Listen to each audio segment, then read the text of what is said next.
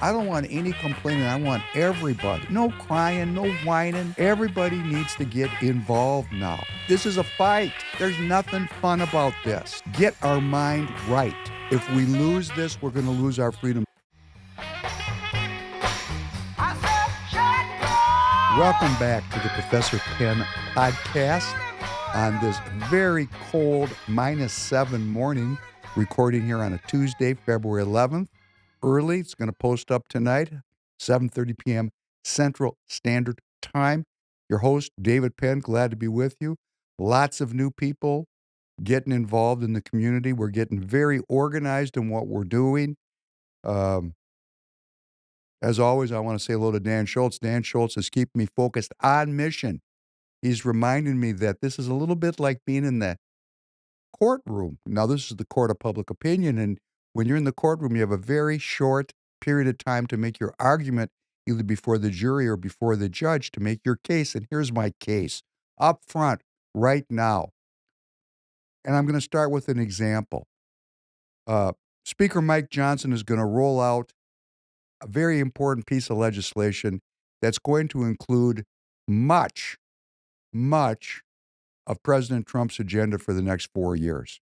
It's a big deal. Not one single Democrat is going to vote for this bill. The Democrats are in lockstep that this is a coup. This is the president usurping his presidential powers. This is, violence against the American people. The rhetoric is, of course, awful because it's the rhetoric of politics that then bleeds out into the street. You know, I don't want to accuse anybody of attempting to create violence, but language matters. Thoughts are things and words are weapons. So this legislation is going to roll in here and it's going to become a big topic of the news. I don't know how it's going to turn out, but there could be Republicans that rise to oppose it for whatever reason. We're going to talk a lot about rhinos tonight. The name of this episode is Innocent Until Proven Guilty. Innocent until proven guilty. Because, people are innocent until they're proven guilty. That's a fundamental core idea of our culture. But these rhinos are hiding everywhere. And there's about a uh, two votes in the House. That's the margin, which means virtually every Republican must be also in lockstep to support and vote for the president's um, program. We'll see. I'm not going to prejudge what's going to happen, but I'm going to say that it would not surprise me to find all kinds of resistance from places we don't expect. There's always problems with rhinos. How are we going to get rid of them? Well, let me tell you what goes on, and I've seen it for years. People sitting around complaining about this guy, complaining about that guy, complain, complain, complain. That is not politics. That is psychology. That's a venting process. There is only one way to make our Republican Party united. And, well, there's two ways. The rhinos, who are mostly professionals, not in it like I am, Professor Penn. I'm in it out of sacred honor and a desire to love my God and love my country. My principles, how I operate, they're not steeped in self-interest. They're steeped in giving over. That makes me somewhat unusual. Most of the people in politics are professionals. We're going to look at a bunch of them tonight. They are self-interested, self-protected, self-serving, self-concerned. That's the definition of a rhino. They're in it for themselves. What can I get out of this process? Not that great thing that John Kennedy said when he was inaugurated in 1961. Do we all remember it? Don't ask what my country can do for me, but ask what I can do for my country. Do you remember that one, Tanner? Good morning. Good morning. I don't See remember it? See that. what happens? Really great pieces of Americana go right down the memory hole. Don't ask what your country can do for you. Ask what you can do for your country. And what you and I can do is get involved in politics. Join your local Republican Party, particularly if you're in Minnesota. There's a lot of Minnesotans in touch with me. I want more. Let's form a digital army and let's go out and meet people together and get people engaged to become involved in the Republican Party of Minnesota or your state. If we do not do it, we are going to see the rhinos come out like vampires, like Senator Chuck Grassley, Republican of Iowa. He was elected to the Senate, guess when? 1981. He rode in with the great St. Ronald Reagan, and he hasn't changed ever since. 8 terms as a senator from the great state of Iowa, an farm export state. In other words, couldn't give a rip about the America First agenda. It's Iowa. On a sidebar, someday we'll do a podcast just about this subject. It's a great branch of the Satanic Church down there in Iowa. I'm not saying Chuck is a Satanist. I'm just saying, hey, those people brought the old religion with them down there, and you don't want to get lost down there at night. Okay, that's my feelings about Iowa. If you're from Iowa, lots of great things about Iowa.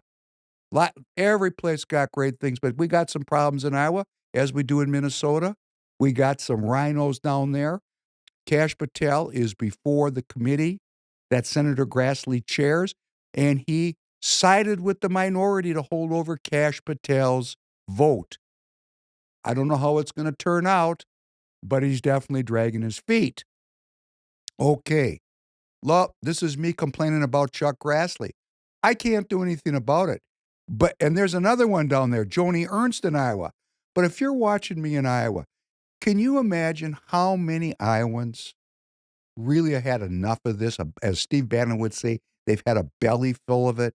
And the only thing holding you back down there is getting more people into the party so that when you have whatever your process is there to endorse candidates, the Iowa Republican Party actually endorses people that are doing it not for what their country can do for them, but for what they can do for their country, that they're actually giving over to the philosophy of republicanism, that their mission is to save this country, to save this republic. Hey, I don't want any complaining. I want everybody. No crying, no whining. Everybody needs to get involved now. Look at, we're only into this less than a month. Look at now how this is forming up. President Trump, kind of ambushed them. They didn't see it coming. But they're not stupid, and they don't want to lose everything that they've worked for. They're communists. They were on the verge of getting complete control of this country and wrecking the Constitution and ending the Republic. That was their goal. They are not going to give up. They're going to mount a counteroffensive. If we have rhinos in the Republican Party, we are going to find the rhinos aligning with the counteroffensive against President Trump. There's only one way to win this now, which is to get involved. And then there is that ancillary. A lot of these rhinos, because they are self-concerned, if enough of us American citizens come into the party, these awful rhinos will put on MAGA hats and they'll vote with us because they really don't care. They're just in it for themselves. Wherever the cash is, that's where they're going to that's where they're going to operate. And that's okay. That's politics. And how does that work? Because we, the people, are in the parties and we are demanding unity. And that's going to be a big theme tonight that I'm going to talk about. How the American citizens, when we come into the party, when we participate, when we go to precinctstrategy.com to get a tutorial about how to get involved in your state, when we get involved, when we enter into the process, we'll have the juice to demand the unity that the establishment is always telling me I'm supposed to agree with. Like I'm supposed to agree with these people. No, you people, if you're watching, We need to move together to unity. Yes, I agree with you. We have to have unity if we're going to win.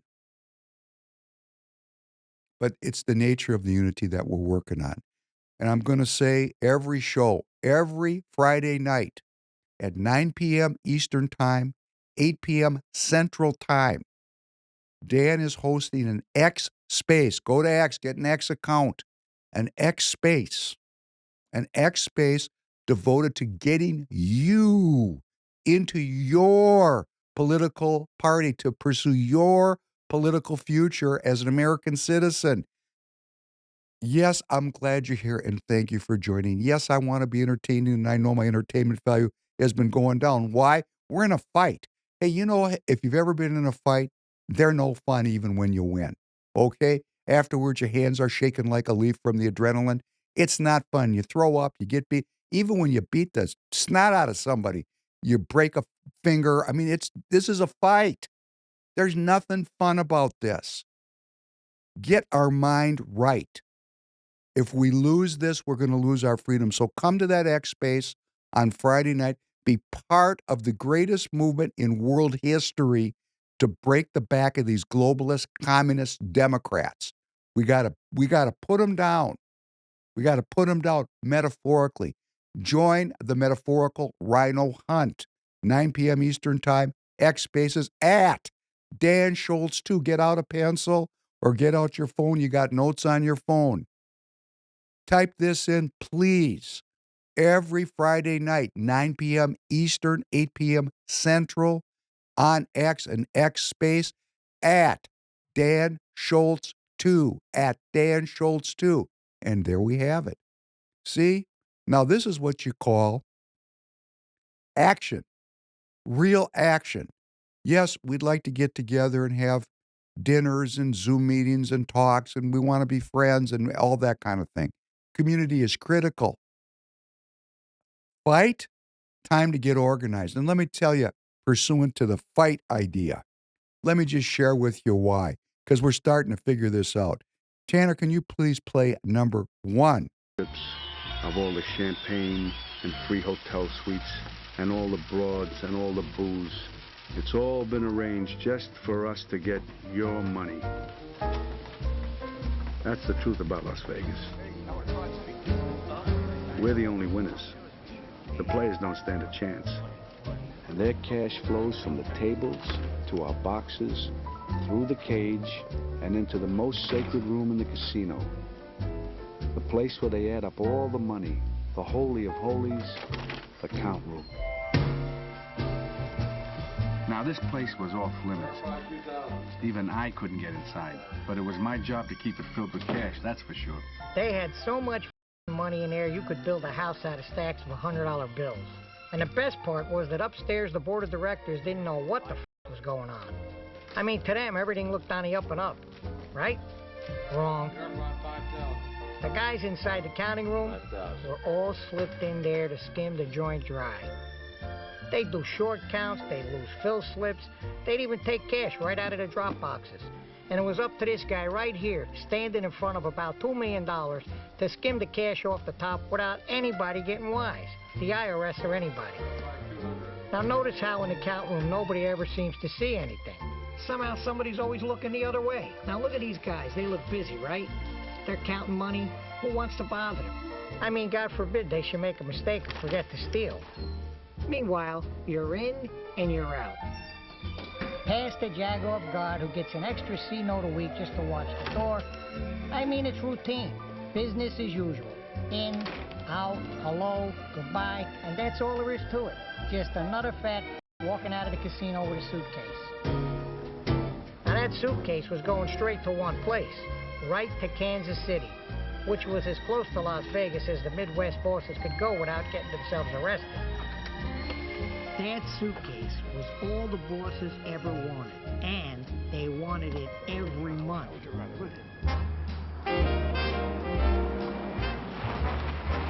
Now this old Mormon here, he had to fly in with suitcases once a month, nice and easy. The bosses would come from all over the place, Detroit, Cleveland, Milwaukee, all over the Midwest. And they would meet in the back of this produce market in Kansas City. I mean, nobody even knew. One of the guys made his mother do all the cooking. See the guy Jerry staring at? Now, these old greaseballs might not look it, but believe me, these are the guys who secretly control Las Vegas. Because they control the Teamsters Union. And that's where you had to go if you wanted to borrow money to buy a casino.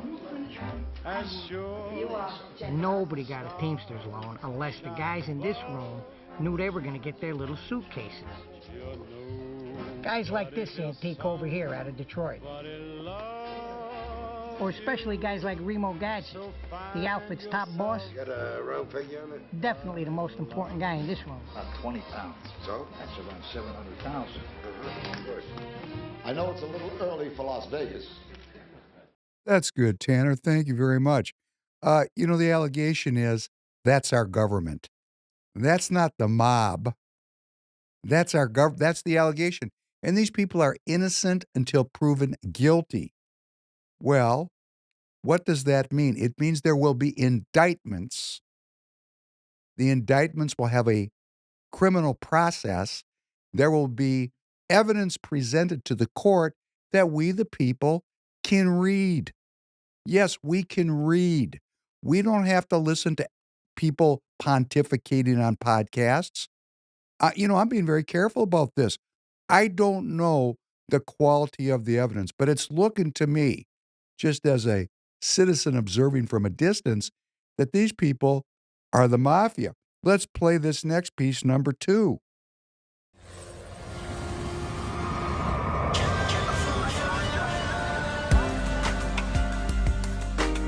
Pat Brown's father, Edmund Joseph Brown, was known for running scams and gambling operations in San Francisco. With the help of businessman William Newsom II, Pat Brown became governor of California for 2 terms. During his governorship, he awarded the Squaw Valley concession contract to William Newsom III and his partner, John Pelosi. The deal was criticized for the state of California paying for everything and getting nothing. William Newsom III grew up with the governor's son, Jerry, who was training to be a Jesuit priest. John Pelosi's son, Paul, married Nancy D'Alessandro, daughter of Thomas D'Alessandro Jr., who was known for smuggling heroin into the U.S. with Lucky Luciano and the Baltimore Mafia. John Pelosi's son, Ron, married William Newsom's daughter, Barbara. Over ongoing disputes about the Squaw Valley concession, William Newsom Sr. threatened to hurt the governor politically, just as Governor Brown was running for a 3rd term against Ronald Reagan. He lost. But 8 years later, the former governor's Jesuit son, Jerry, reclaimed the governorship in 1974. He appointed William Newsom III to a Placer County judgeship in 1975, and 3 years later to the State Court of Appeal. William Newsom was an attorney for oil magnate J. Paul Getty, named in the 1966 Guinness Book of World Records as the world's richest private citizen. And while serving on the appellate bench in the 1980s, he helped Getty's son, Gordon, secure a change in state trust law that allowed him to claim his share of a multi-heir trust. After Newsom retired from the bench, he became administrator of the Getty Trust and provided seed money for his son Gavin Newsom, Nancy Pelosi's nephew, to start the plump jack business that led to a career in San Francisco politics as mayor of San Francisco and lieutenant governor of the state of California. Gavin Newsom was informally adopted by the Gettys after his parents divorced, and recently succeeded family friend Jerry Brown to be the current governor of California.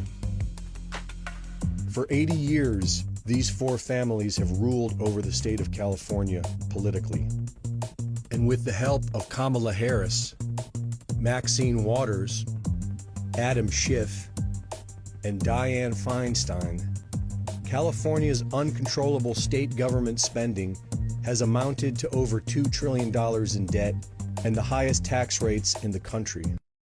Isn't that great? Hey, you know, innocent until proven guilty, but this is the first time in my lifetime, which goes back up a bit, that we actually have a serious attempt to reform government. There's lots of talk of reform. There's been some tinkering, like after Watergate. They tinkered a little bit. You know, after Kennedy's head was turned into a piñata, they had a blue ribbon commission called the Warren Commission. That was a nothing burger.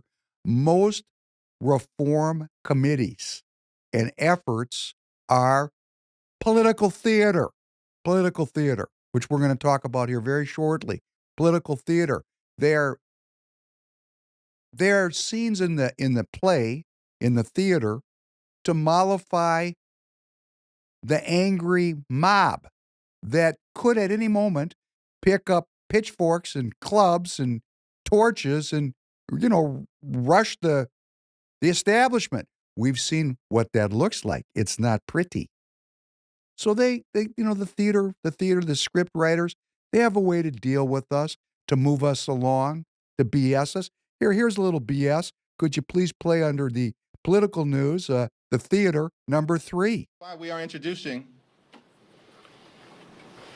the Taxpayer Data Protection Act to shield the American people from this out-of-control power grab permanently, and to make sure that the financial, personal, medical, and confidential information of the American people is protected. This is theater. The Democrats have no power. Jeffries is that is the wise one. Hakeem means the wise one. Hakeem, the wise one, Jeffries. And as I always like to say, I think his real name is Billy Jeffries. But hey, when you call him Hakeem, it does make him seem rather presidential, doesn't it? Tanner, do you think Hakeem is better than Billy if you want to be a president someday? It flows a little better, yeah. Yeah, doesn't that cool? Right. Hakeem, the wise one, Jeffries, is standing up there. Political theater. That bill has no chance of going anywhere. It can't get through the House. It won't be taken up in the Senate. And if by some miracle it ended up on President Trump's desk, ha, ha, ha. He's just grandstanding. It's grandstanding. Hakeem could go out and door knock like our Republican caucus here in Minnesota that's so wound up about this special election. Hey, there's 67 members in the House and a bunch of senators. Get out there at 7 below today. Show us how it's done. That's politics. But grandstanding, well, let me just tell you. Put up this picture of this woman. There. Can you get that when we do that? Give a nice close-up on her. Yeah. That's Julia Coleman. She is the daughter-in-law of former Minnesota Senator Norm Coleman, who is now the director of the Jewish Republican Committee. She is so handsome, so handsome. She's wearing a tie and a jacket like she's a man. Wow, costuming is very important. I guess she's saying something there. I'm not quite sure what it is. Got a beautiful smile. She's a beautiful woman. And she is an actress. She's not a real politician. Right here in Minnesota, this is a quote. Today, I introduced a bill to tackle waste, fraud, and abuse in our government by strengthening oversight of state grants dispersed by agencies and I should read it like Hakeem. I'm going to read it just like Hakeem.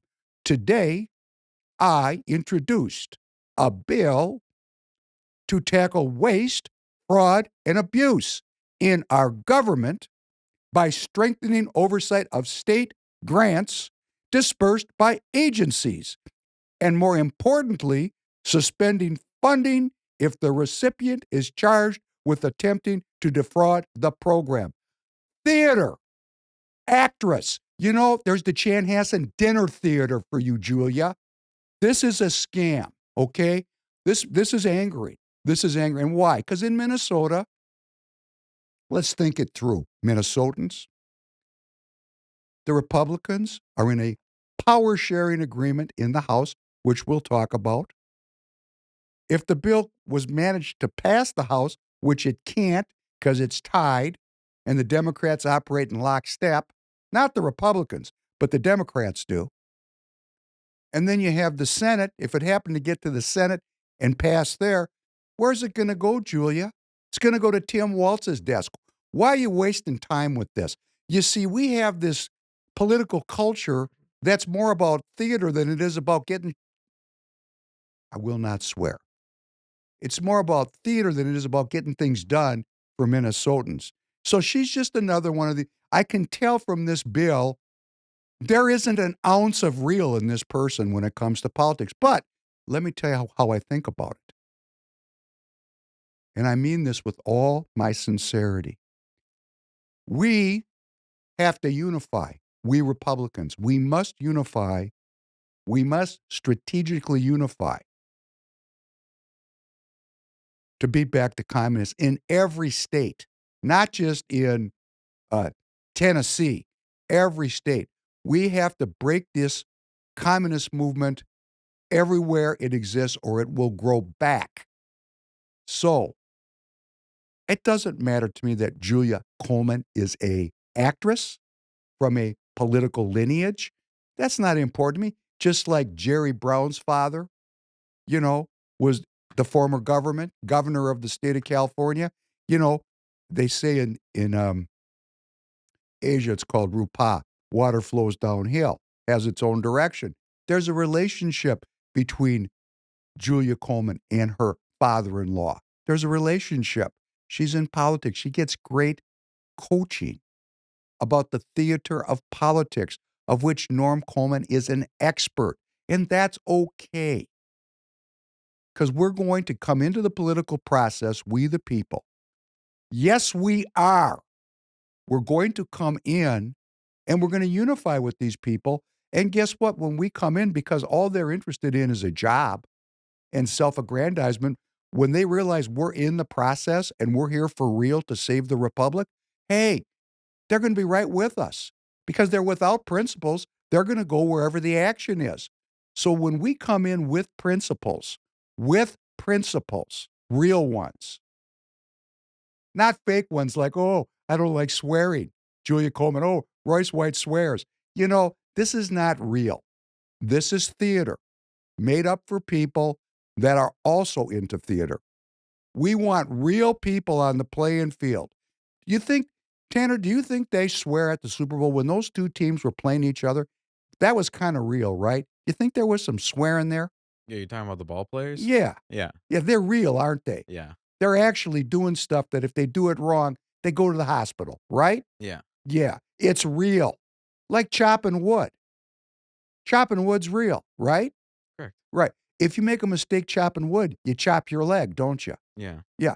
Hey, if you ever felt a blade penetrate your body, you'll swear. There's things that are real. We are in a real fight for our future, for our freedom, for our faith. That is where we're at. That is why we have to get into the game. If I seem rather didactic, oppressive, directive, it's because I'm field generally now. I want to win. I will work with these people. Now, there are other folks in Minnesota. They can't work with them. There's hatred. No, I am meeting with everyone. I am not going to be judgmental. You want to be a theater person? That's great. No problem. Unify. Do you support President Trump and his agenda? Even if you don't, act like you do and vote with President Trump and his agenda. Like Tom Emmer, a virulent anti-Trumper, was sitting at the Super Bowl in President Trump's suite. Do you think President Trump doesn't know Tom Emmer's history? Of course he does. President Trump submarined Tom Emmer's attempt to become Speaker of the House. But they're hanging out. They're hanging out. Because Tom Emmer is a professional and he knows who's got the juice. So he's hanging out with President Trump. President Trump says, oh, it's the House Majority Whip. If there was a better Majority Whip, someone who was more closely aligned with President Trump would be very happy about that. but he's got to work with the players that are on the field. And so do I, and so do you. So there's not going to be any more of this hatred and backbiting. We're not calling people out to hate them. We're calling them out so that everybody knows who they are, so we can nudge them into unity so we win. Continued inter-party fighting is going to derail us here in Minnesota and throughout the country. When the citizens demand the unity that we wish to participate in, I don't want to participate in your neocon war hawk, forever war, dead up to the eyeballs world that, is the Julia Colemans of the world. That I don't want that unity. I want President Trump's unity. Stop the endless war, close the border, and balance the budget. Oh, that might mean there's a little bit less money for some of these projects that have been going on, for my entire life. That's correct. But the choice is we're going to fund, all these wonderful programs, and then we're going to go broke and lose everything we have. Sometimes you have to do what's called tightening the belt. Today, I introduced a bill to tackle waste, fraud, and abuse. Give me a break. Okay, so there's a power sharing agreement now here in Minnesota that I want to comment on because we've had several guests. Thank you for Walter Hudson for coming on. Thank you to Pam Altendorf. Thank you to Drew Roach. These are House members. It's a very unusual situation up here in Minnesota where we have a tie. We had a tie, and then one of the Democrats was found out to be a fraud, and there's going to be a special election, and we're going to go back to a tie unless, hey, I'm supposed to go out and door knock. It's 7 below zero. I'd like to see all 67 members of the House and all 34 senators in the Republican caucus out door knocking in 40B out there in Roseville. You guys lead the charge. You get the benefit. You mean you graduate and you become an elected representative, and then it's us grundoons have to go do the work, but actually you don't want to build us up. You just want to use us up. No, it's not going to be that way anymore. I'm sorry to the people that think that way. You don't graduate when you get a job for $50,000 a year as a Minnesota state legislator. You didn't go to Washington. You didn't win the lottery. You didn't develop the cure for cancer. You're elected to represent the people. Lead. Go out into the streets and door knock. Let those citizens in Roseville know how important it is that they vote Republican. Go talk to them. Who could do it better than you? We can't represent you as good as you can represent yourselves. Go out there, a mass of you. It'd get national, international television, media attention if the entire caucus went out in the cold and door knocked. Wow, that would be self-governance. Lead. See, this is the kind of politics that I want. And I see Walter Hudson do it, and I know there's a big conflict between A. Farrell and Walter Hudson. I get it. I see it. Please, let's damp it down in the sense that Walter is a good voice. Let's help Walter unify. Let's help Pam Altendorf unify. Let's help Drew Roach unify. Yes, I know, and I don't want to get at odds with the A. Farrell crowd, Action for Liberty crowd. I'm just saying, strategically, all of us, to my friend Mega Jesse, to all of us, we got to find a way to get it together. And what I would like the elected members to know that what Action for Liberty is doing is they're demanding that the grassroots of the Minnesota Republican constituency, they're not in the party. If you were in the party, they wouldn't have to be so strident.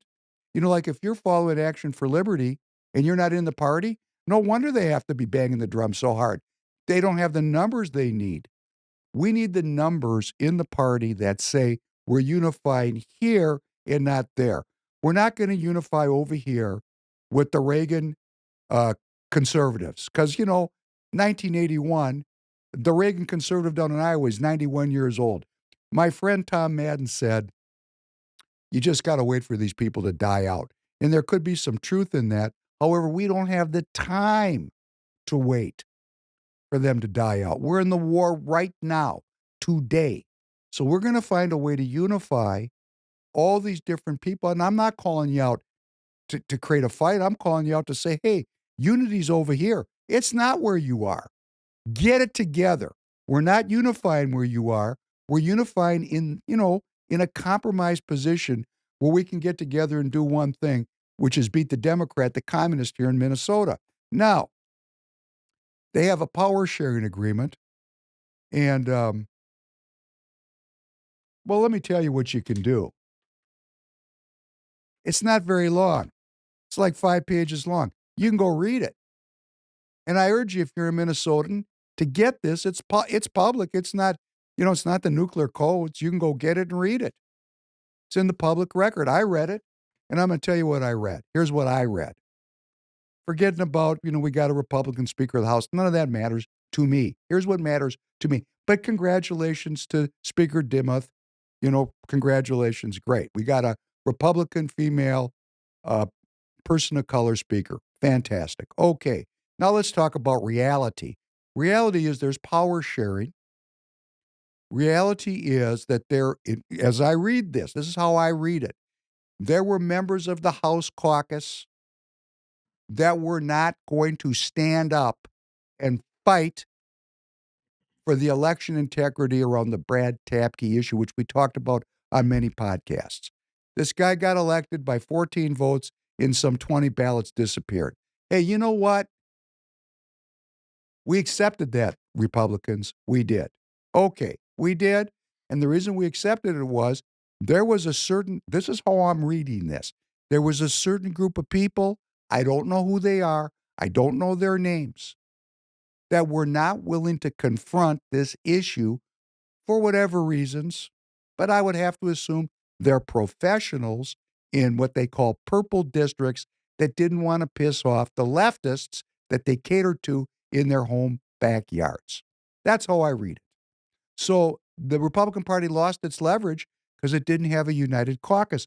And that's what I was saying, right after the election when all these people were walking up to me and going, hey, we broke the Democrat trifecta. No, you only broke it if you stick together. And there's the evidence for me right there that you didn't stick together. But you did get one thing I think that's significant, which is you got a committee on waste, fraud, and abuse. Not this grandstanding that Julia did. There's actually a committee that's going to investigate waste, fraud, and abuse. Now, it does not have subpoena power. Just doesn't. So, it's going to have to work with its hands tied. But do the work, because what's going on at the federal level is now going on at the state level in a rather attenuated form. But something is better than nothing. So in that aspect, I want to congratulate the Republican caucus, because you can do something very meaningful, because as this fraud, waste, and abuse gets investigated at the federal level, and the allegations are, well, these people are innocent until proven guilty, but the allegations are mind-bending, right? And the same thing is going on here in Minnesota, if that's what it is, which I presume that it is. But again, people are innocent until they're proven guilty. But if you can investigate that waste, fraud, and abuse as a collective caucus and stay on this as a group and use the media to expose this and then drive it into investigation, because I do know that the government has investigative aspects to it that don't require subpoenas, but when you have findings, you can pass it off to people that can actually investigate. And if it was me, I'd get money and I'd hire Jim Rockford. No. Tanner, do you know who Jim Rockford is? Never even heard the name. That's just great. We should just have one show, just play shorts from the Rockford Files. If you know the Rockford Files, you've been blessed with some great television. But the Rockford Files was was a show about a private investigator, Jim Rockford. It was on, I think, in the early 70s, and it was really cool. It was a great show. We need a Jim Rockford on the payroll investigating. Is that illegal? Because if it's legal, it's an idea. Maybe you guys could get some budget and hire some investigators to dig around a little bit deeper than what you're going to get in testimony. But please, and I applaud you for doing this. And all the people, if you're mad at me, I'm sorry, because what I'm interested in, people know my politics. There's 180 previous podcasts. But what my critical goal is here is to unify to break the communists. And why is Minnesota so important? Well, look what we got here. Ilhan Omar, Keith Ellison, Tim Waltz, Amy Klobuchar, Tina Smith. You know, this is like the five families of the mafia right here. These people are one of the centers here. The Minnesota is a center of the communist takeover. It's the incubator of the communist takeover. If we break these people here, we hurt them. We have to break them here. And I mean metaphorically at the ballot box. One of the great ways to do it is to start to reveal, to really work to reveal their fraud. We're not going to get a fair shake in the mainstream media. You all have to come on here. And for some of you, go on A4L, go on Jake's show. You know, we've got a great alternative media ecosystem that's building here. We've got our own networks. They're just as powerful as the mainstream media. Let's use them and empower them just as Walter has done, as Pam's done. I promise anybody that comes on here, safe conduct, respectful. And what I'm saying to you is, I'm not going to work against you.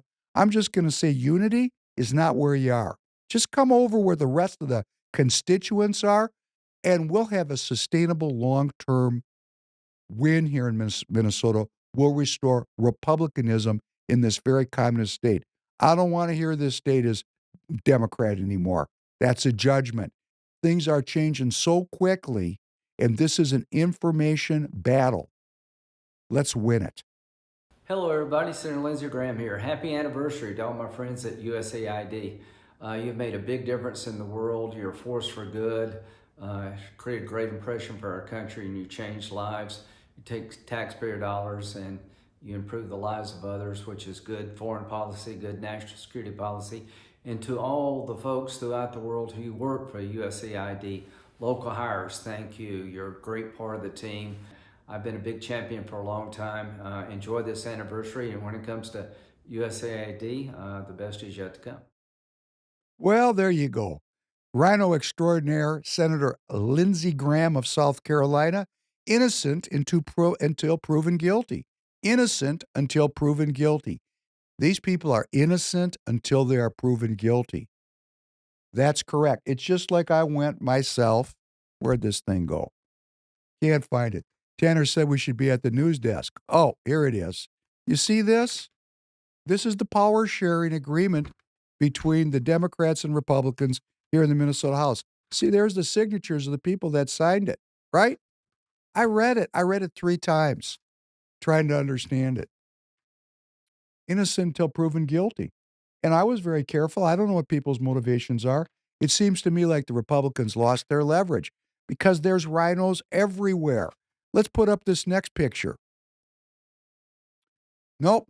Next one after that. There he is. Andrew Meyer, right here in 45A, right in my backyard. I support Andrew, want Andrew to be an American citizen who is in politics for God, country, and family. He just put out a little article right in my newspaper, and he goes on and he says, I'm going to read it. In a political climate that continues to divide us, I am proud to serve as co-chair of the Minnesota House Suburban Solutions Caucus, a group of legislators committed to prioritizing people over politics. No, this is a group of legislators that are committed to prioritizing their personal careers over politics. It's a theatrical event. I don't want any more theater. We got to beat these people. They're not working with us. They're using us.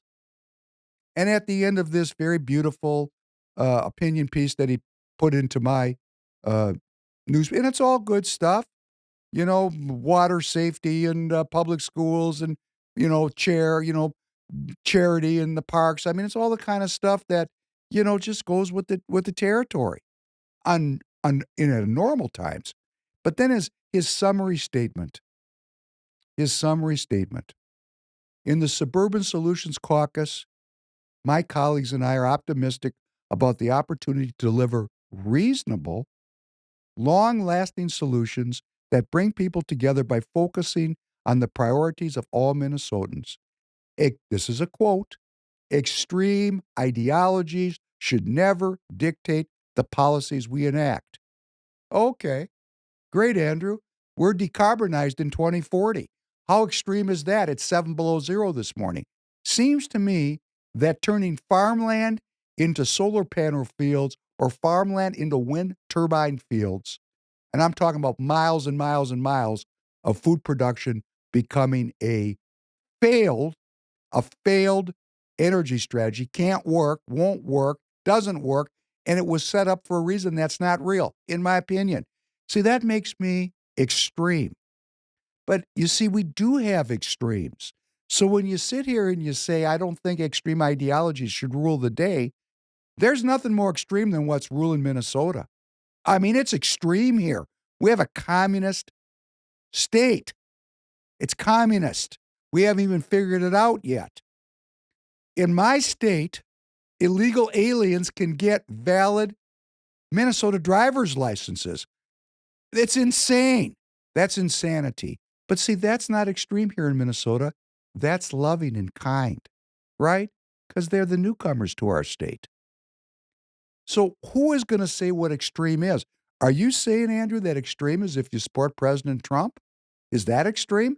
Because already all the bills that are enacted here in Minnesota, a woman can go to the doctor and get an abortion when the baby's born at 9 months. That's legal here in Minnesota. Is that extreme? Or are the people that want to have right to life extreme? What is extreme? Obviously, this is theater because we're in a state that is incredibly polarized with very divergent ideologies.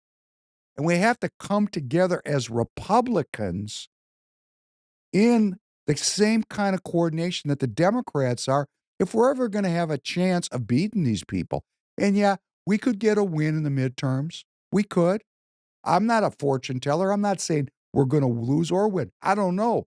But I know sustainable victory is to change the culture of the state from one of dependency and death to interdependence and life. That is the difference between the New World Order, the Democrat liberal order, and Republicanism. I don't mean the Republican Party. I mean the philosophy of Republicanism, which its cornerstone is anti-corruption. So kudos to Andrew Myers and Julia Coleman and all the elected representatives of the Republican Party who now have a chance to expose, to investigate, to comment on, is there or is there not fraud, waste, and abuse in the Minnesota governance? Because if there is, ram it up there you know where. No, there won't be any details announced, at least until the end of the weekend, but probably closer to Monday. We have just a few final details to iron out, and it's going very well. I'm very excited about where we are and the fact that we're going to be moving this forward. So, can you talk about the range of spending cuts or savings that you're... No, I told the members that I wouldn't telegraph any of that to the press until everybody's on board with the idea. So stay tuned, but it's moving forward, and we're going to get this job done. Are you still hoping to have debt limit addressed in this? I think that probably will be part of it, yes. Oh, great. That's Speaker Johnson talking about this very consequential legislation coming up. And is there going to be debt ceiling language in there? And he said, yeah, I think so. Well, we got the ideologues that Dustin Grady loves so much, the Thomas Masseys and the Chip Roys. They're never going to vote for a debt ceiling increase. Okay, that means they're going to be voting with the Democrat. See, that's another part of unity. I'm an ideologue. I am. That's just the way it is. I have very strong beliefs about things. But my greatest belief is we have to have a culture of life and a culture of well-being for Minnesota citizens. So I'm not going to be ideological. I invite Julia Coleman on to talk to me. I'd like to get to know you. I invite Andrew Meyer on. I mean, we're going to have a rough and tumble path towards unity. But it's going to be fun. It's going to be respectful. Our minds are going to be open because if you're in that very hardened part of the Republican base, which I totally get, because obviously I'm here working at Free People Radio, we got to win. We have to have President Trump's back. Because if this effort falls flat, doesn't make it across the finish line, hey, it's going to be awful. Just awful. I do want to say that there was, on this power sharing agreement, there were two Minnesota legislators, one of whom had appeared here on the Professor Penn podcast, a man named Drew Roach. His podcast was very well received, and he voted against this power sharing agreement because he is an election integrity. He's a purist on this, and there's a lot of people that say we don't get the elections right, nothing's going to matter. So, because of the election issues, and this is from his press release, for years Republicans have expressed their frustration of not feeling represented, and that manifested in reelecting President Donald J. Trump, who often stated, "I am your voice." Grassroots Republicans in Minnesota have been disappointed with Republicans caving to the left year after year. Quote, "I was firm with the caucus that we must have a vote on the floor on seating Tabke rather than horse trade election integrity. I thought we would have learned from President Trump that you need to fight, fight, fight. For this reason, I did not vote to pass the rules that were part of this agreement, which puts election integrity in the back seat." That's what Drew Roach released. So, I have a comment about that I want to make, and I think it's an important comment, because Drew Roach was able to keep his principles, which I think is critical, and the power sharing agreement did pass, and I'm going to find something here, I hope. If I can't, it'll be a tragedy. Let's see if I can come up with it. What I'm looking for is the idea that we just don't know what the plan is. And Drew was able to keep his principles. The Fraud and Abuse Committee was established, which was a positive. Oh, the depths of the riches of the wisdom and knowledge of God. How unsearchable his judgments and his paths beyond tracing out. Who has known the mind of the Lord, or who has been his counselor? Who has ever given to God that God should repay them? For from him and through him and for him are all things. To him be the glory forever. Amen. The point being is, there's a plan here. And if we give up self-interest and we devote ourselves to the public good, whether we believe in God or not, if we give up self-interest, self-concern, and we make that move into the world of republicanism, where we're dedicated to the republic and to our fellow citizens, God's plan will work much easier. And the other part of it that will make it work easier is when I give up my addiction to sin. So forgive me my sins, O Lord. Forgive me my sins, the sins of my youth, the sins of my age, the sins of my soul, and the sins of my body, my idle sins, my serious voluntary sins, the sins I know and the sins I have concealed so long, which are now hidden from my memory. I am truly sorry for every sin, mortal and venial, for all the sins of my childhood up to the present hour. I know my sins have wounded thy tender heart, O my Savior. Let me be freed from the bonds of evil through the most bitter passion of my Redeemer.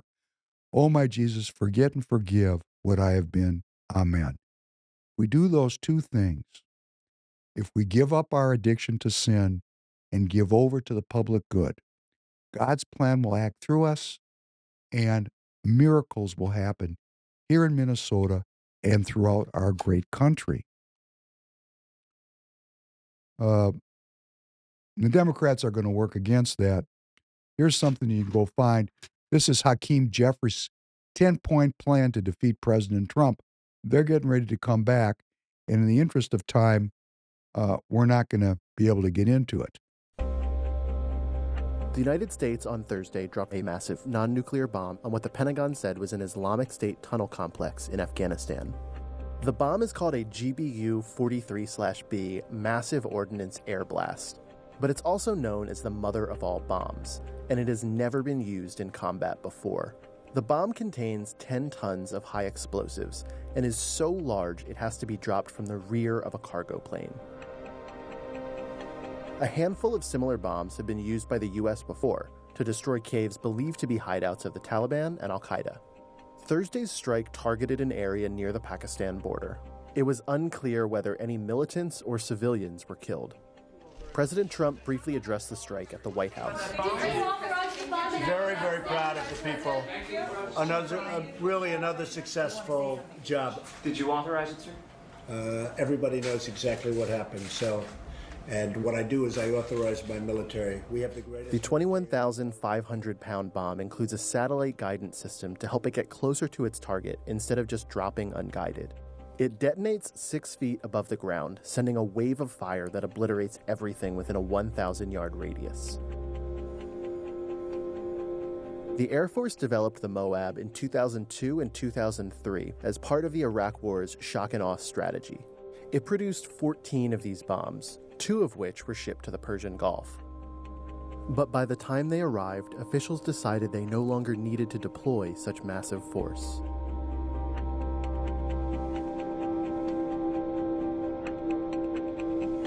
Thank you, Tanner. I just want to take this moment to say that we exist because of your support. Very cool thing you can do. When you need tires this spring, and a quarter of you will, just go to your Google browser, type in your size, and then after you put your size in, just say Tire Get. And Google will display all of our inventory, actually in comparison to everybody else's prices. And what you're going to see is the price is right, that you're going to get great service because you can call in and talk to me. I'd like to meet you. And then we're going to put the tires right on in your backyard at a great price, $15 a wheel underneath the market price. You'll save money, but the thing you'll really get is you got to buy your tires from somebody. When you buy them from Target, you're supporting Free People Radio. Thank you for doing so.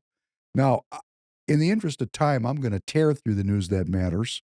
That Moab bomb, the mother of all bombs, President Trump likes that bomb. President Trump, he's a pretty real dude. He's been in the fight of his life the last 10 years. And he was in a fight long before that because, come on, he's in real estate and business in New York. Talking about a full contact blood sport, right? He's giving these bombs to Israel, okay? So they've shipped some of these to Israel. And I don't know if that's setting up an attack on Iran or a deterrent. But the U.S. government has now, and I'll put it up when it shows up in the Federal Register, the Trump administration has just approved about $7.5 billion of armed transfers to Israel. That is associated with Prime Minister Benjamin Netanyahu's visit to the White House this past week. President Trump has resumed weapon shipments to the Ukraine. President Trump has signed an executive order placing maximum pressure on Iran with an interest in driving Iran's oil exports to zero. No money, no war. Hey, no money, no Democrats. Wouldn't that be interesting? Innocent until proven guilty. What if it turned out that the Democrats are oh so tiny and the money was coming from the deep state? Innocent until proven guilty. But the circumstantial evidence certainly looks that way. We cut off the cash here in Minnesota, we might find out that the state is 2/3 Republican. Could be a shocker for us, couldn't it? Iran has sent its first ever drone carrier warship into the Persian Gulf. You don't need to have a full-blown nuclear aircraft carrier. You can just send a little toy drone carrier into the Gulf, and, that's trouble in River City for everybody else. Tariffs on steel and aluminum announced yesterday. We're going to be talking about tariffs very shortly. Ukraine is continuing to advance in the Kursk inside of Russia, which is a sideshow, a bargaining chip, because in Ukraine, where the action really is, the Russians are crushing the Ukrainians. They're crushing them so bad that President Zelensky is demanding that NATO, that'd be us, give the Ukrainians nukes. Remember that great movie we played, The Sum of All fears with Ben Affleck, where Ukrainian Nazis created a war between the United States and Russia, a nuclear war. Hey, guess what? Guess what? I don't know who's writing the script, but he's asking for nukes, this crazy dude. The Russians have said that they're going to lift restrictions on their nuclear weapons development if the United States goes through with the Iron Dome strategy that President Trump has unveiled. Go ahead. That's theater, good for business. If President Trump builds a defensive Iron Dome here in the United States, he's taking trillions of dollars of military spending that is devoted to offensive capabilities, and he's redirecting it to defense. That's what I want my military to do, protect me. I don't want them protecting the Ukrainians, the Afghanis, the Iranians, the Iraqis, the Somalians, the whatevers, because we're everywhere promoting democracy. One of the three legs of the post-World War II Democrat liberal order, democracy. President Truman in 1946, the Truman Doctrine. Wherever democracy is under threat, our military will be soon to arrive. Over. That's what President Trump is bringing to an end. But there's all these hidden rhinos that like that idea. You know, I put a post up on Getter.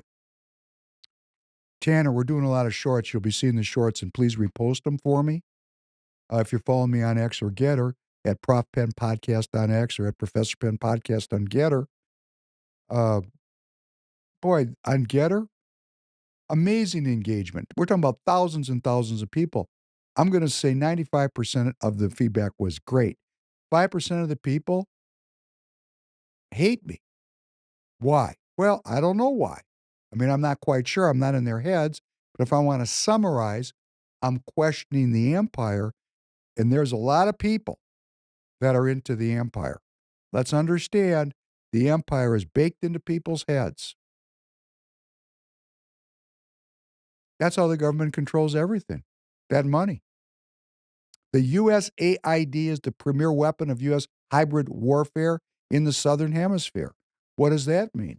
It means that they've been giving money to groups that subvert governments all over everywhere. Unbelievable. Like $7.9 million to teach Sri Lankan journalists how to avoid binary gendered language. That'll screw up the Sri Lankans. They're traditional. $20 million for a new Sesame Street show in Iraq. Well, that'll go over well. $2 million for sex changes and LGBT activism in Guatemala. Well, that's so liberal of them.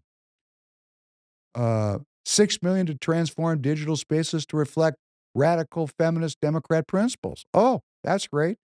$2.1 million to help the BBC, the British Broadcasting Corporation, value the diversity of Libyan society. $2.1 million. Who got that money? You know, innocent until proven guilty. $25 million to promote green transportation in the country of Georgia. I'm sure that all went to its intended recipients. $2.5 million to promote quote-unquote inclusion in Vietnam, whatever that means. And on and so it goes. $1.5 million to promote LGBTQ plus advocacy in Jamaica. $3.9 million for LGBTQ plus causes in the Western Balkans, you know, where the Muslims are. $5.5 million for LGBTQ plus activism in Uganda. $6 million for advancing LGBTQ plus issues in priority countries around the world. That's rather broad, isn't it? $6.3 million. This is actually an entry in the USAID that President Trump has put up on the whitehouse.gov website. $6.3 million for men who have sex with men in South Africa. Wow. The way that reads is if you have sex with another guy, you can get paid to do it. That'd be called being a prostitute. You know, innocent until proven guilty. That's all I can say about it. USAID has funded 6,000 journalists worldwide on nearly 1,000 platforms in this fashion, allegedly. Allegedly. Pam Bondi will be indicting people. We'll get to read the evidence. Won't that be great? We're going to go over tonight. I say this to Tanner every time I walk in. I think it's crazy. Steve Bannon's on 4 hours a day. Alex Jones is on 4 hours a day. People tell me I should do a half hour. I can't even scratch the surface in an hour and a half. I have a request to talk about tariffs and trade issues, okay? This is going to take a little time. This is interesting, and I have to say, on this issue, I can hold my own with anybody, including the people that are sitting at the table with President Trump, okay? So people are asking, what is really going on here? Tanner had some questions about it, right, Tanner? Yeah. I just wanted to know more about tariffs. I feel like there's a lot of different ideas being thrown around, and I don't know what's true and what's fake, and felt that you were the only one I could ask. Well, you know what? You're asking a good source. So let's start with number 5, and let's talk about what we're dealing with here. We played this before. This is stunning. This is marine traffic in the world today. Take a look at this. This is the system that President Trump is trying to transform.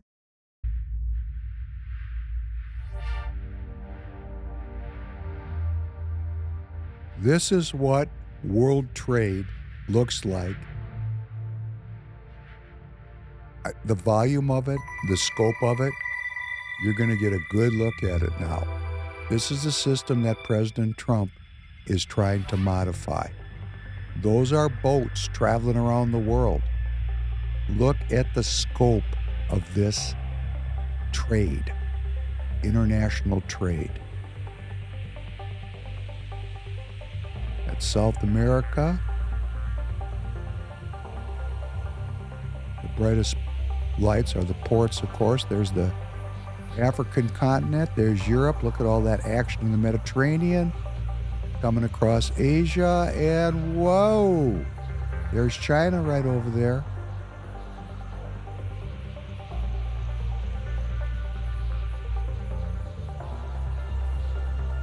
Wow.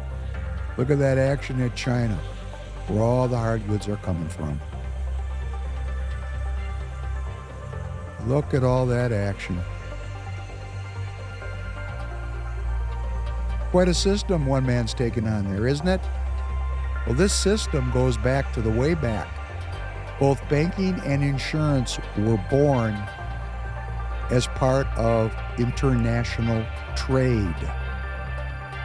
This is the core of globalism. You're looking at it. There it is. Those are the people that run the world. The people that own those ships and own the cargoes that go on those ships, the people that finance those cargoes in those ships, and the people that insure those cargoes and those ships. There, right there, that group of folks, those are the wise men that run the deal. This is not a new issue. This has been an issue that politicians have been trying to deal with forever, since the formation of the country.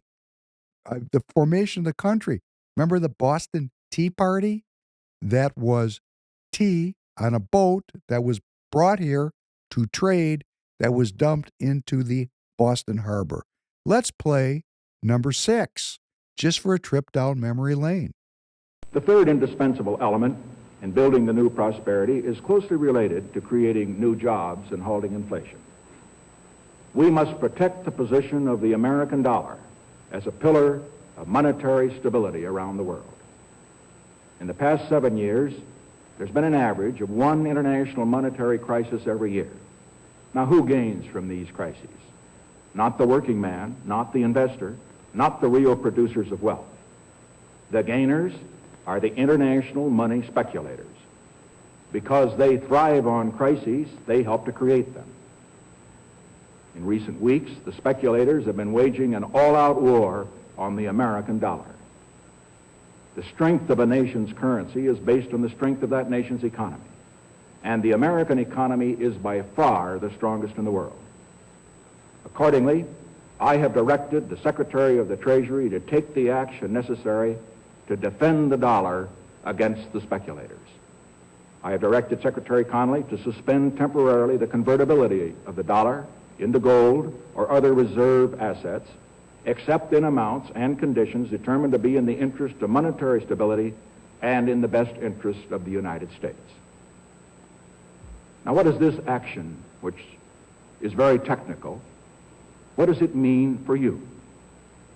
Let me lay to rest the bugaboo of what is called devaluation. If you want to buy a foreign car or take a trip abroad, market conditions may cause your dollar to buy slightly less. But if you are among the overwhelming majority of Americans who buy American-made products in America, your dollar will be worth just as much tomorrow as it is today. The effect of this action, in other words, will be to stabilize the dollar. Now, this action will not win us any friends among the international money traders. But our primary concern is with the American workers and with fair competition around the world. To our friends abroad, including the many responsible members of the international banking community who are dedicated to stability and the flow of trade, I give this assurance. The United States has always been and will continue to be a forward-looking and trustworthy trading partner. In full cooperation with the International Monetary Fund and those who trade with us, we will press for the necessary reforms to set up an urgently needed new international monetary system. Stability and equal treatment is in everybody's best interest. I am determined that the American dollar must never again be a hostage in the hands of international speculators. I'm taking one further step to protect the dollar, to improve our balance of payments, and to increase jobs for Americans. As a temporary measure, I am today imposing an additional tax of 10% on goods imported into the United States. This is a better solution for international trade than direct controls on the amount of imports.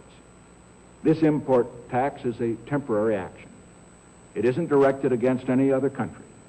It's an action to make certain that American products will not be at a disadvantage because of unfair exchange rates. When the unfair treatment is ended, the import tax will end as well. As a result of these actions, the product of American labor will be more competitive, and the unfair edge that some of our foreign competition has will be removed. This is a major reason why our trade balance has eroded over the past 15 years. President Nixon. Ever seen President Nixon speak before there, young Tanner? Yeah. I just a couple of times. I can't think of anything notable though. Well, let me tell you, he's a politician. He was a professional. He's a very important president. President Nixon, President Reagan were the swing presidents between republicanism and the post-World War II Democrat liberal order. President Nixon was actually kind of a schizophrenic kind of a leader, because that import tax he removed just a few months later. And what he actually did was he took the dollar off of the gold standard, allowing it to become a fiat currency.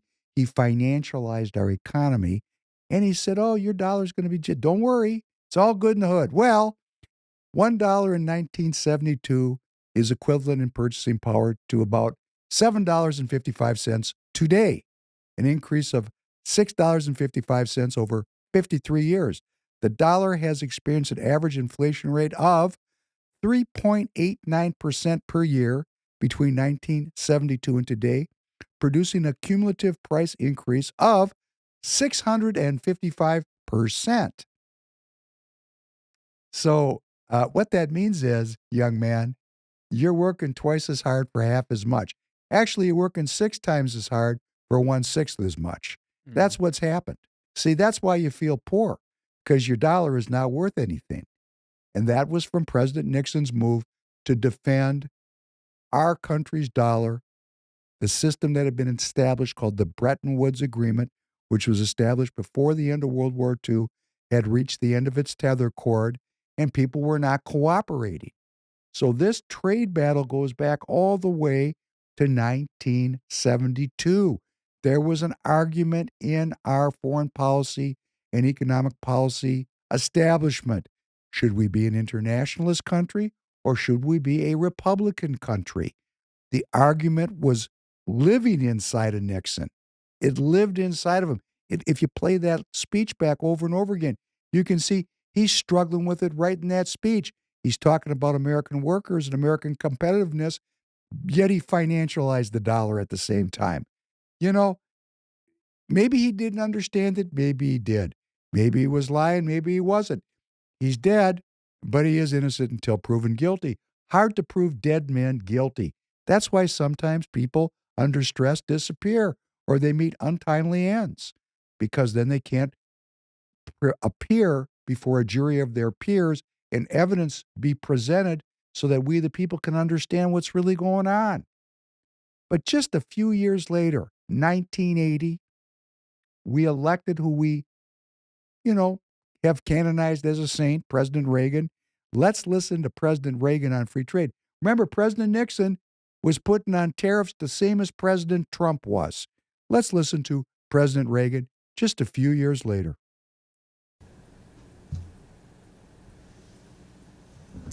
My fellow Americans, this week as we prepared for Thanksgiving, Canada held an important election, and I'm pleased to again send my congratulations to Prime Minister Mulroney. One of the important issues in the Canadian election was trade, and like our own citizens earlier this month, our neighbors have sent a strong message rejecting protectionism and reaffirming that more trade, not less, is the wave of the future. Here in America, as we reflect on the many things we have to be grateful for, we should take a moment to recognize that one of the key factors behind our nation's great prosperity is the open trade policy that allows the American people to freely exchange goods and services with free people around the world. The freedom to trade is not a new issue for America. In 1776, our founding fathers signed the Declaration of Independence, charging the British with a number of offenses, among them, and I quote, cutting off our trade with all parts of the world, end quote. And that same year, a Scottish economist named Adam Smith launched another revolution with a book entitled The Wealth of Nations, which exposed for all time the folly of protectionism. Over the past 200 years, not only has the argument against tariffs and trade barriers won nearly universal agreement among economists, but it has also proven itself in the real world where we have seen free trading nations prosper while protectionist countries fall behind. America's most recent experiment with protectionism was a disaster for the working men and women of this country. When Congress passed the Smoot-Hawley Tariff in 1930, we were told that it would protect America from foreign competition and save jobs in this country. The same line we hear today. The actual result was the Great Depression, the worst economic catastrophe in our history. 1 out of 4 Americans were thrown out of work. 2 years later, when I cast my first ballot for president, I voted for Franklin Delano Roosevelt, who opposed protectionism and called for the repeal of that disastrous tariff. Ever since that time, the American people have stayed true to our heritage by rejecting the siren song of protectionism.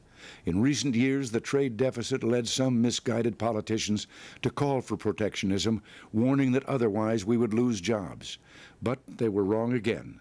In fact, the United States not only didn't lose jobs, we created more jobs than all the countries of Western Europe, Canada, and Japan combined. The record is clear that when America's total trade has increased, American jobs have also increased. And when our total trade has declined, so have the number of jobs. Part of the difficulty in accepting the good news about trade is in our words. We too often talk about trade while using the vocabulary of war. In war, for one side to win, the other must lose. But commerce is not warfare. Trade is an economic alliance that benefits both countries.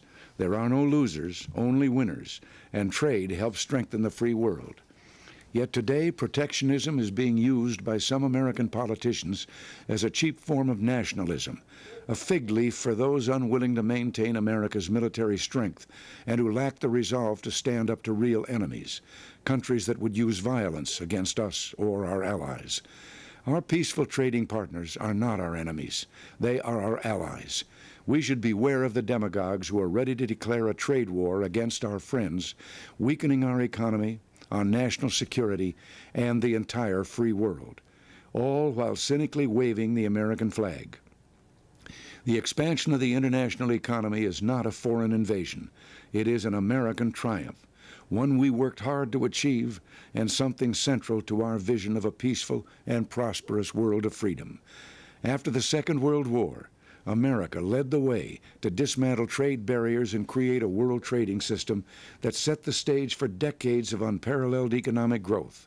And in 1 week, when important multilateral trade talks are held in Montreal, we will be in the forefront of efforts to improve this system.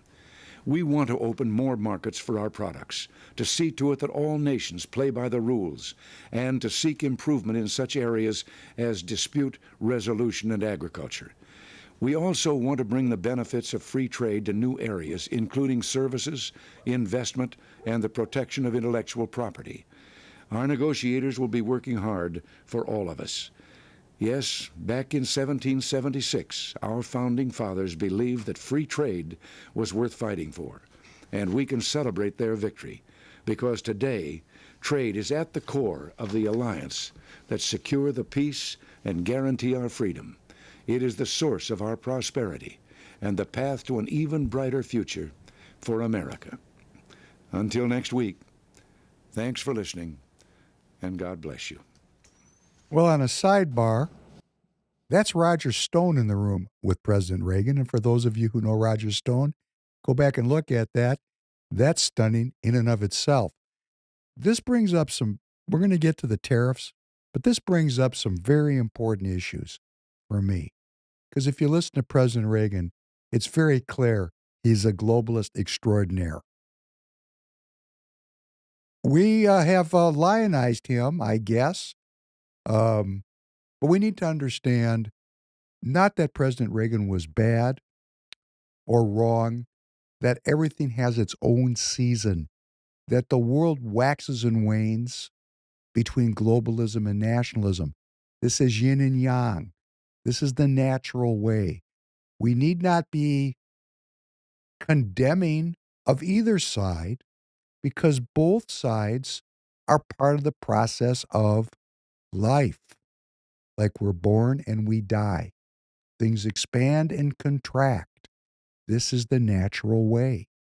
So what President Reagan was promoting in the 80s was a reaction to what happened during the World War periods, particularly the interwar period, when things were in the rearmament stage, and there was a process of what was called competitive devaluations. Trade was used as a weapon. What President Reagan was proposing was that trade was not war as it was used in the World War period, that trade was something to be done for the benefit of all mankind. It didn't work because we have malign actors everywhere. It is not just the Chinese that President Trump sees as malign actors on trade. And it's not that he blames these other countries.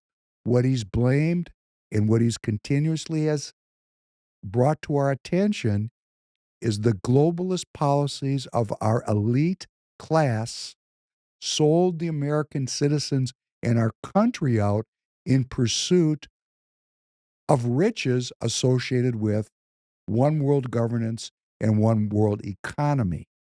Doesn't benefit we the people. We've gotten to the period of diminishing returns. So we the people have elected President Trump not to end internationalism, not to end globalism, but to recast it in a way that brings about a better shake for American citizens. How's he going to do it? Well, we saw how big that system was. He's the most powerful man on earth, but look at how big that system is. The resources, the assets deployed, the politicians on the payroll in every country, at the United Nations, the World Trade Organization, International Monetary Fund. President Trump is facing a system whose roots go back to wooden ships that first sailed the seas, and fortunes that are associated with that effort that are buried in vaults all over the world. We don't even know how wealthy these people are. How much wealth is extracted when you use slavery for your labor? Who knows? Nobody knows. What is he going to do? He's going to employ something called a tariff. Well, Tanner, a tariff is a tax. It's just a tax. How is that tax paid? Well, I am an importer, so I know how it works. I've been importing products since 1987. So I've been through every aspect of this thing, from trade cases to being investigated to buying from China and Vietnam and Indonesia and Korea and Thailand, Turkey. I've been everywhere to buy tires for TireGet.com. And the reason why I do that is because you, the customer, doesn't want to pay the price for an American-made tire, because the strength of our economy, the value of our currency, and the way we have created our society with minimum wages, environmental protections, regulations, has made it very expensive to manufacture here in the United States. It's very expensive. In fact, I would say the difference between a high-quality imported tire that you can buy on TireGet and an American-made tire, which I'm not even sure if it's made in America, because the people that have factories here build tires all over the world and ship them here. Well, probably as much as 100% difference, at least 60 or 70% difference. So when Tanner came and he needed tires for his vehicle, what did you pay for 4 tires? It was a little under $400. Mounted, balanced, put on the car, Yeah, right? all installed and everything. Right. So if we would have done that with a major brand made in the United States, it would have probably been $1,000. Yeah. Did you have that extra 600 to support Made in America? No. You didn't, did you? No, not no. Right. Well, neither do I. Let me give you a blast. So we're kind of caught here.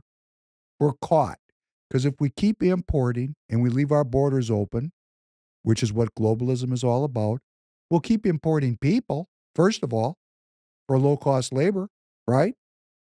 And we'll keep importing goods and services, and nobody will have a job. And that's what our elites set up for their own benefit, because they're self-interested, self-protected, self-concerned. Then they put on their payroll politicians who are the same, self-interested, self-protecting, and self-concerned.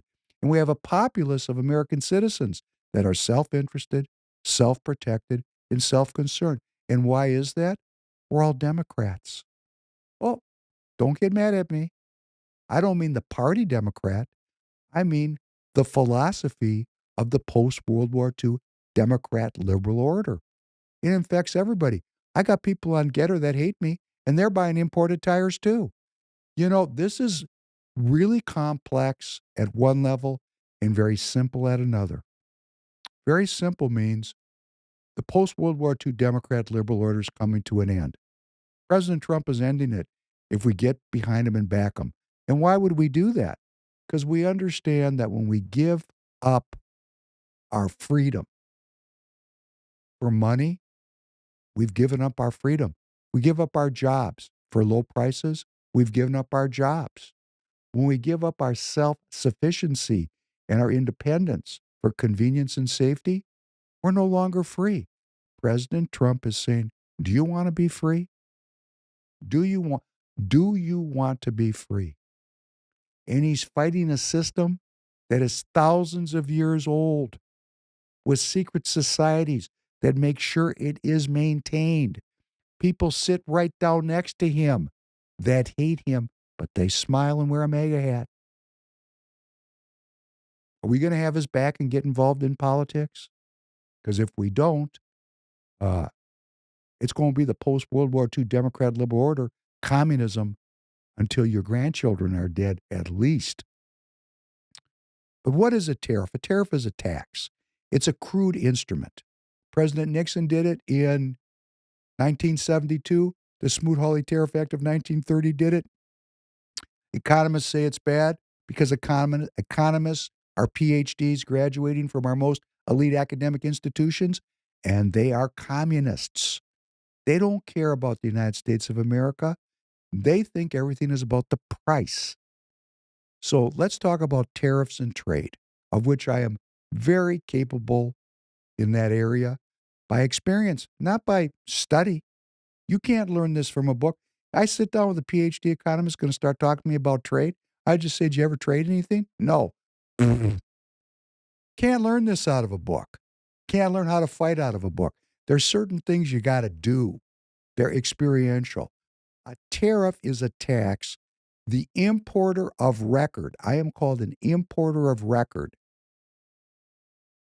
I pay the tax at the border.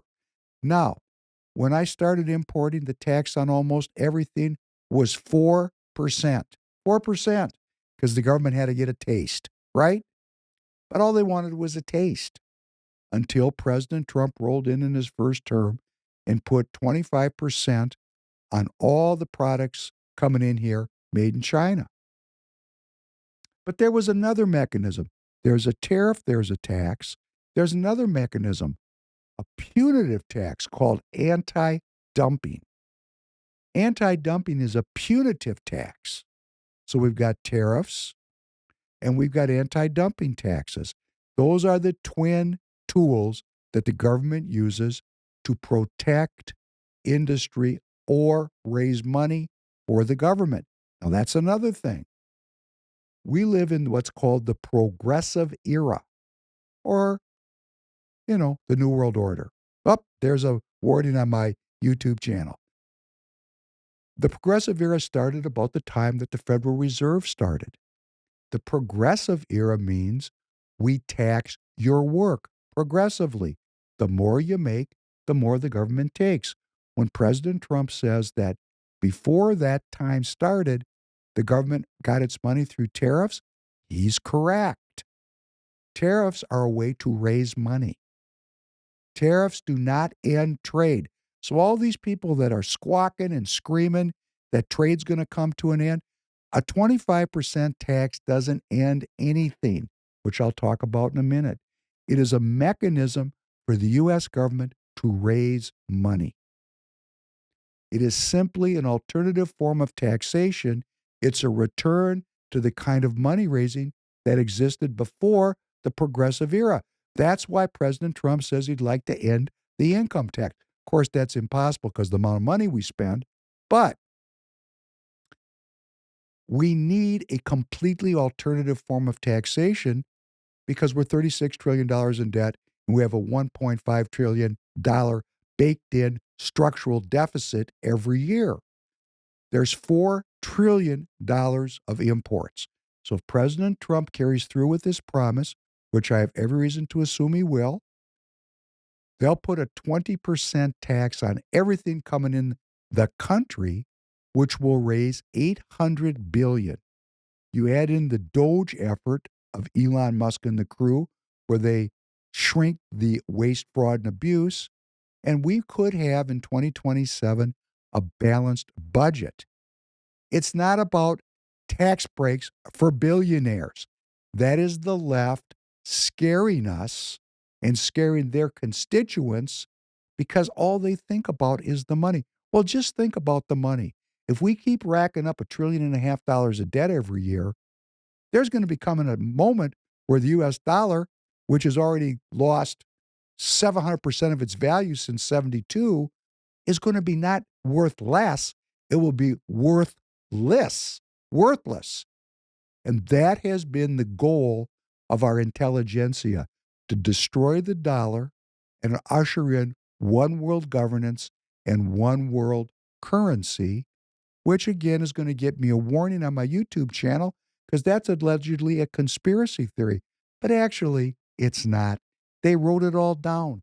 You can go read it in book after book and position paper after position paper. You can go find it at the United Nations, which is world governance. So the goal was to use the devaluation of the dollar to make everyone poor. As the World Economic Forum tells you, you'll owe nothing, but you'll be happy. Doesn't that sound great? Like that, don't you? Right. Okay.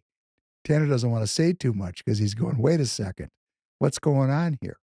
What Trump is doing is he's using a blunt instrument to interrupt this process of breaking our currency. President Trump says America first. He's trying to protect the dollar. He's trying to protect the money if you have a 401k or an IRA, or if you even have $2,000 in a checkbook. He's trying to protect that. He's trying to protect it by ending the deficit. So the tariff is a tax that is paid at the border by the importer record, like your host, Professor Penn. Tire gets tires. We pay the tax at the border, put them in inventory, you come and buy them, and you buy them less than half to 100% less than American made. Okay. Now, that's the money-raising part of the deal. That's the money-raising part of the deal. And the allegation is this is going to make things more expensive. But I played that piece with President Nixon on for a reason, which there's a currency element here, the free-floating nature of fiat currencies. These currencies are not pegged to hard assets. They float. It's paper, oceans and oceans of paper that we think have value, when in fact, the value that they have is, at best, keeping us warm when we burn them in our hearths. They're a figment of our imagination. They're not real. They float and adjust in value, currency trading. So when President Trump starts to restore fiscal responsibility, which we're going to see this week as this bill rolls out in the Congress, are we going to be able to pull this off, or are the rhinos going to side with the Democrat? We're going to find out real soon where we're headed here. That's why you got to get involved in the party.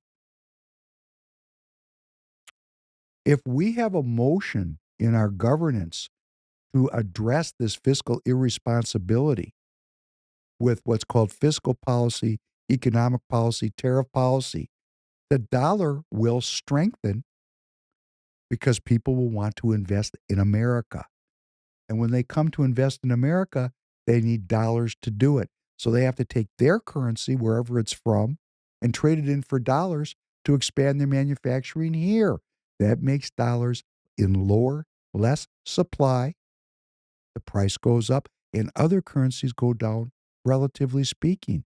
If President Trump puts a 25% tax on Mexico, whoa, there's not going to be as much business coming out of Mexico, not as much investment down there. There'll be more pesos. People aren't going to put a factory in Mexico. They're going to put it in the United States. Mexico's currency will devalue.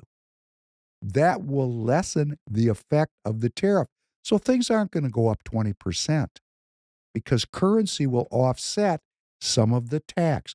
Am I explaining this in a way that makes any sense? Do you have any questions? I'll have to probably watch it back.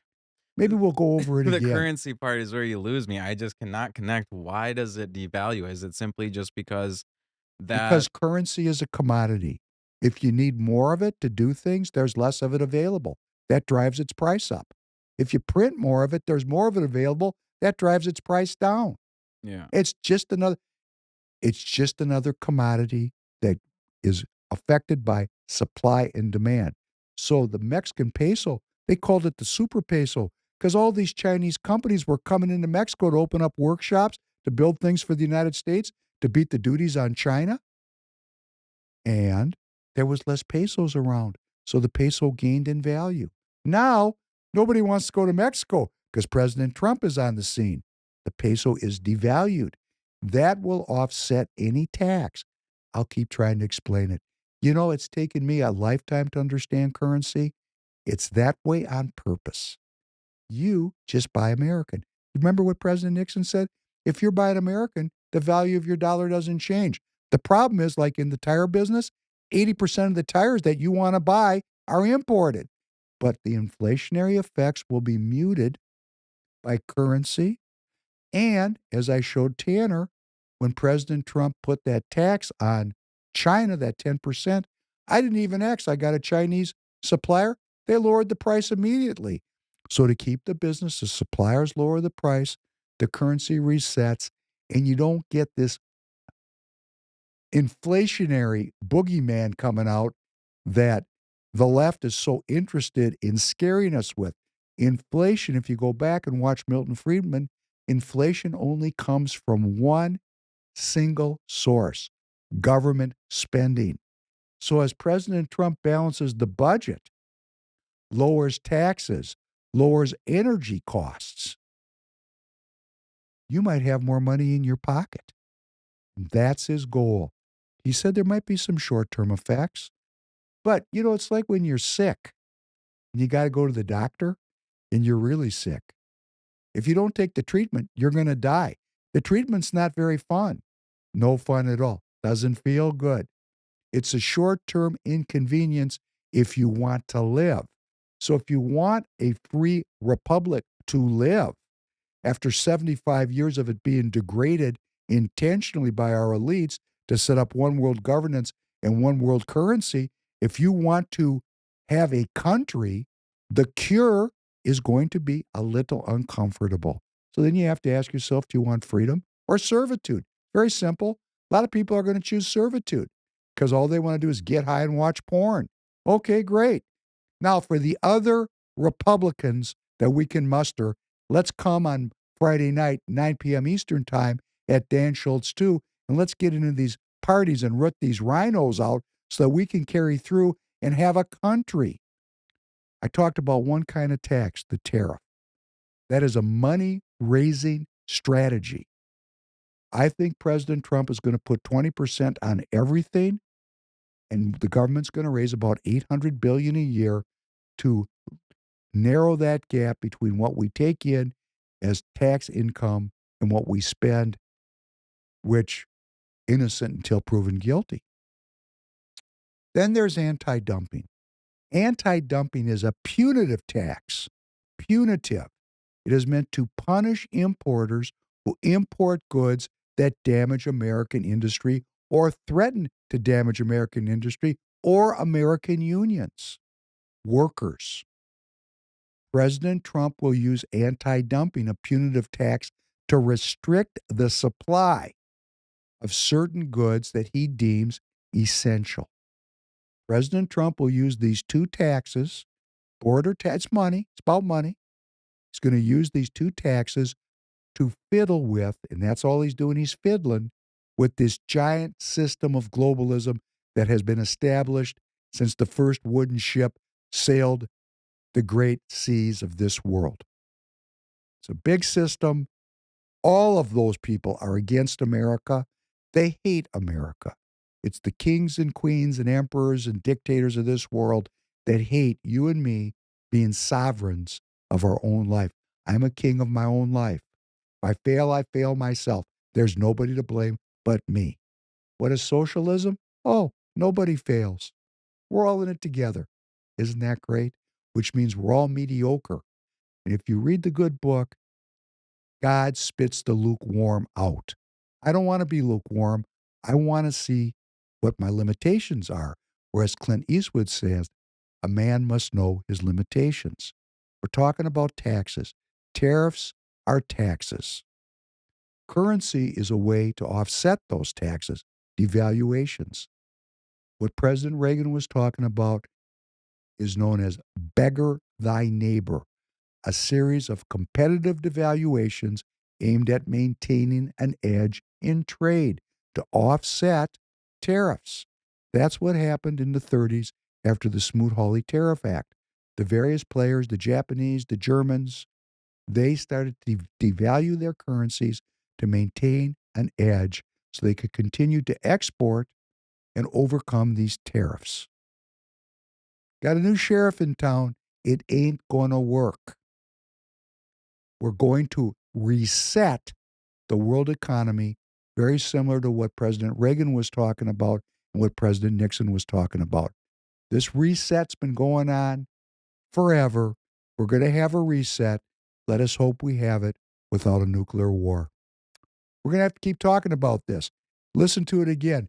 Help me understand what you understood so I can do a better job of explaining it to all of the young people who are listening and who are expected to know nothing and pay your taxes. No, you need to be an educated American citizen and a just and moral American citizen, because without an educated and moral populace, we're going to lose this republic.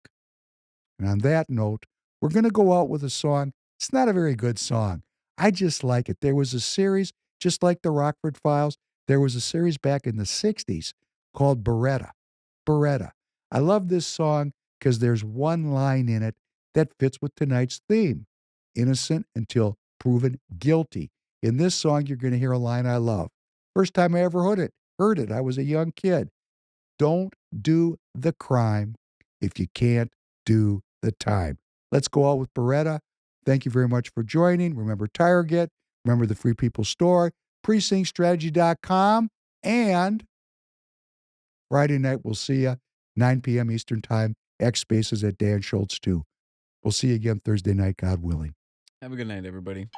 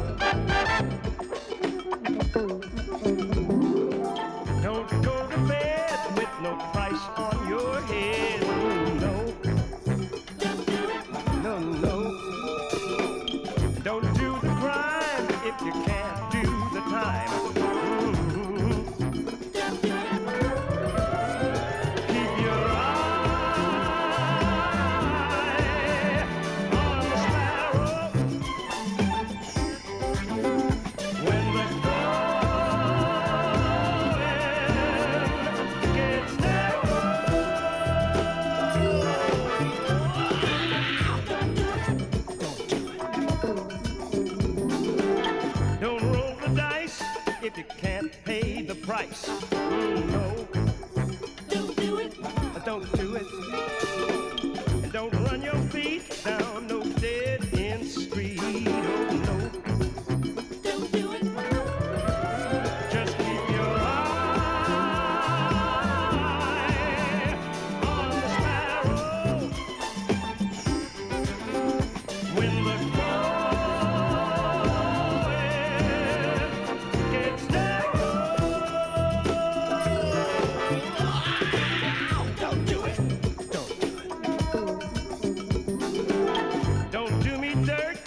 you're gonna get hurt. Don't do it. And don't run away till you hear what I say.